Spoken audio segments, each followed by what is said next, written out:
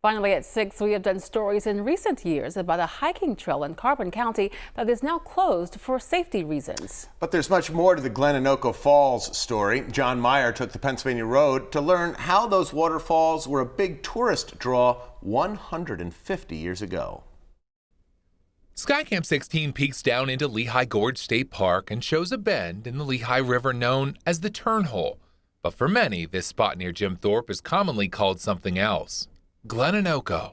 This is one of my favorite spots. We used to come here all the time and sit up on those rocks.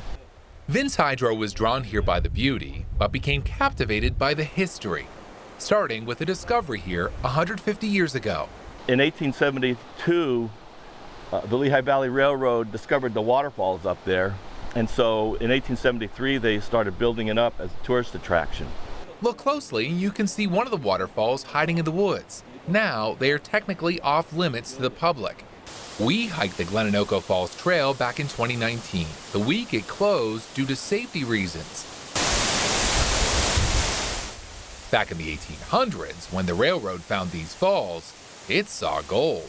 It's to get more ridership, more tourism on the train. Create a destination, giving people a reason to ride the rails. The hotel was back on the other side of the river. Yes, a hotel perched right on the banks of the Lehigh. Hard to even imagine in this place that's now pretty much the middle of the woods. And back then, they actually built walkways and stairs to get visitors close to those falls. And look at the attire for falls viewing. A far cry from the challenging climb we found before the trail closed. Well, it was, yes. They were always looking for something to do, someplace to go. And that's why they had it built up with walkways and steps, and so that they could be, they could wear their dresses and their suits. This became quite a destination. There's a beach down there where they rented boats out so people could go out on the pool. Then there was a big dance pavilion, merry-go-rounds, swings for the kids, all kinds of stuff like that. Now, there are only a few remnants of all that, mostly the abandoned tunnel in the mountain, the piers from an old bridge. Still a popular spot for visitors, but so much different. And I wrote a piece for the paper and they published it. That was the thing.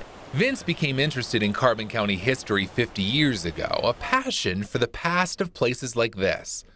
If you want to learn more about Glen Onoko, he has 2 presentations on its history next week. Details are at WNEP.com. John Meyer, Newswatch 16 on the Pennsylvania Road in Carbon County.